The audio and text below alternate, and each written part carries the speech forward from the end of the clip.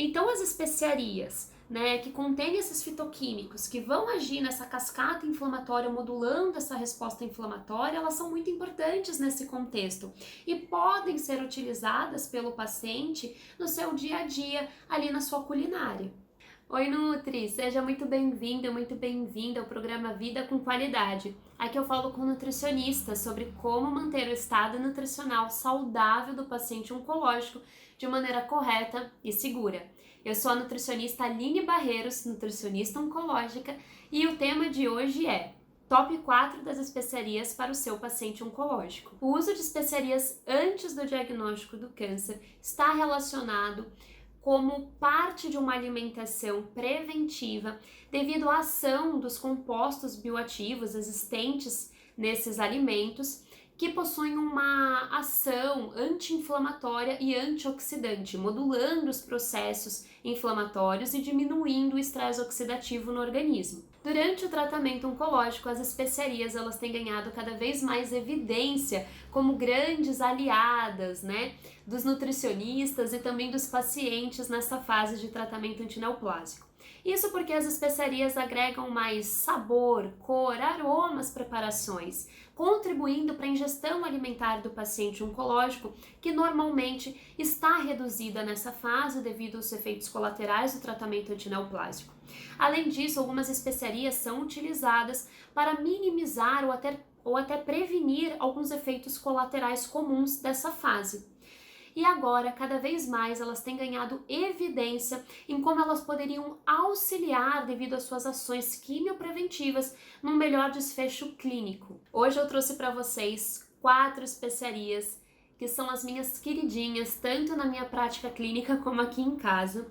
Mas antes de falar mais sobre elas, eu acho importante explicar, resumidamente, o problema para que vocês possam entender como que as especiarias fariam parte, então, de uma possível solução para esse problema. A inflamação crônica, que é decorrente da persistência dos fatores de iniciação dessa inflamação, ou até mesmo de falhas no mecanismo de inibição dessa cascata inflamatória, dessa resposta inflamatória, e isso pode levar anos, está relacionada ao desenvolvimento, ao início do processo de carcinogênese. Esse microambiente fornecido por essas células inflamatórias, de maneira constante, crônica, como eu comentei que pode levar anos, favorece a proliferação celular, bem como a sobrevivência das células tumorais e a migração das células cancerosas. Então, as células inflamatórias, bem como os reguladores dessa inflamação, facilitam a angiogênese, o crescimento das células tumorais, bem como também o desenvolvimento de metástases. Todo esse processo inflamatório, ele acaba contribuindo para um aumento na produção das espécies reativas de oxigênio e nitrogênio, que são os radicais livres. Esse aumento constante na produção de radicais livres podem levar a danos no DNA da célula. Então, essas mutações ocasionadas pelo estresse oxidativo, essas mutações na base do DNA, podem dar início ao processo de carcinogênese. Um dos fatores mais importantes entre a inflamação e o câncer, o desenvolvimento do câncer, é a ativação do fator de transcrição nuclear kappa-B. O fator nuclear kappa-B, ele é responsável pelo controle de diferentes genes relacionados à promoção do câncer, como por exemplo a ciclooxigenase 2. Então, os fitoquímicos presentes nos alimentos vão justamente agir nessa cascata inflamatória, modulando essa resposta inflamatória, contribuindo para uma resposta menos inflamatória, então muitas vezes inativando, por exemplo, o fator de transcrição nuclear kappa-B e modulando assim a resposta inflamatória, bem como também estimulando a excreção de metabólitos reativos, diminuindo assim o estresse oxidativo. Então, o paciente oncológico ele é extremamente inflamado e essa inflamação justamente vai influenciar no aumento do catabolismo proteico, no aumento das toxicidades provenientes do tratamento, em distúrbios neuroendócrinos que vão influenciar, por exemplo, aumentando a anorexia e acabam influenciando na ingestão alimentar do paciente. Todos esses fatores juntos acabam tendo impacto negativo sim na ingestão alimentar do paciente, influenciando na perda de peso e dessa forma contribuindo para o desenvolvimento de desnutrição. Além disso, a dor oncológica, que pode aparecer por conta da própria localização do tumor, por conta de procedimentos cirúrgicos ou até mesmo por conta de alguns medicamentos utilizados no tratamento, ela pode ser amenizada com uma alimentação anti-inflamatória, que tem uma característica anti-inflamatória para modular essas respostas inflamatórias. Dessa forma, contribuindo para que o seu paciente tenha mais qualidade de vida, menos dor, e com certeza isso tem um impacto positivo na ingestão alimentar do paciente. Então as especiarias, que contêm esses fitoquímicos que vão agir nessa cascata inflamatória, modulando essa resposta inflamatória, elas são muito importantes nesse contexto e podem ser utilizadas pelo paciente no seu dia a dia, ali na sua culinária. Contudo, Nutri, é muito importante que antes que você prescreva qualquer fitoquímico para o seu paciente, você preste atenção em 2 pontos principais. Primeiro, a procedência dessa especiaria, para um controle higiênico sanitário é importante, visto que esse paciente ele pode estar imunossuprimido ou com a imunidade abalada. E um outro ponto muito importante é como você vai orientar esse consumo para o paciente, a forma que você vai prescrever e administrar isso na alimentação do seu paciente. Porque a dosagem culinária, ela é segura, ela é eficaz, ela é interessante.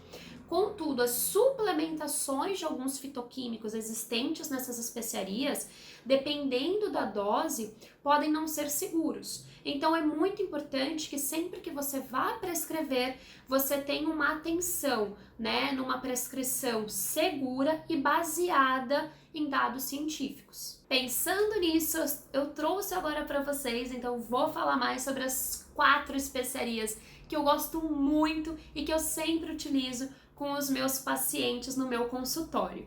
Então, o meu top 4 de especiarias envolve a cúrcuma, o gengibre, a camomila e as ervas verdes frescas. A curcumina presente na cúrcuma tem sido estudada já há muito tempo como um potente anti-inflamatório que tem sido utilizado em tratamentos de dores crônicas para atenuar essas dores e também como uma substância preventiva pensando no câncer. A sua ação durante o tratamento antineoplásico pode contribuir para o aumento da imunidade do nosso paciente oncológico, bem como diminuir o padrão inflamatório, dessa forma contribuindo para um melhor estado nutricional e também minimizando as dores oncológicas. E tudo isso acontece porque a curcumina ela vai acabar agindo justamente no início da cascata inflamatória, inativando o fator de transcrição nuclear kappa-B.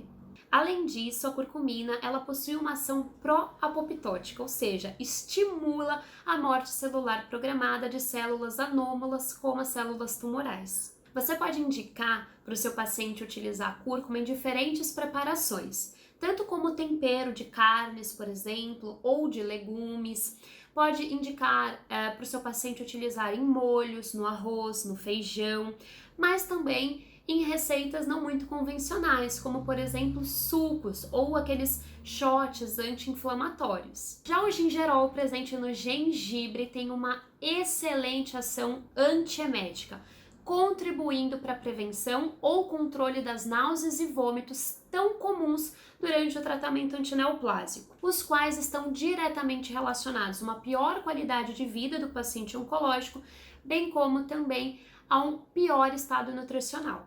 Isso acontece porque o gingerol interage com diferentes vias relacionadas à ocorrência de náuseas e vômitos ocasionados pela quimioterapia. Por exemplo, desempenhando um papel antagonista do receptor de serotonina e acetilcolina, favorecendo a motilidade gastrointestinal, bem como também a taxa de esvaziamento gástrico. Além disso, o gingerol ele tem uma ação antimetastática e também anti-angiogênica, contribuindo assim para a contenção do crescimento tumoral. O gengibre, Nutri, você pode orientar para o seu paciente consumir em diferentes preparações.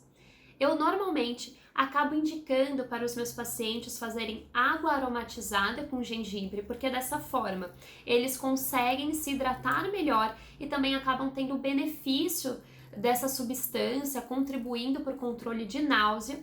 Além disso, tem uma receitinha que eu gosto muito, que é a receitinha do gelinho refrescante, que nada mais é um chá de gengibre com hortelã, a qual eu peço para os meus pacientes congelarem esse chá na forma de cubinhos de gelo e ao longo do dia eles vão chupando esse gelo para alívio da náusea e também dessa forma contribuindo para que eles possam comer melhor, né, e fazer uma melhor ingestão dos alimentos propostos. Já a camomila, tão conhecida como calmante, também pode ajudar bastante a atenuar a dor, o incômodo ocasionado pela mucosite. Os flavonoides presentes na camomila, como a apigenina, contribuem não somente como um calmante, auxiliando assim na ansiedade, também num melhor padrão de sono, como também como um anti-inflamatório, contribuindo dessa forma para o alívio do incômodo ocasionado pela mucosite,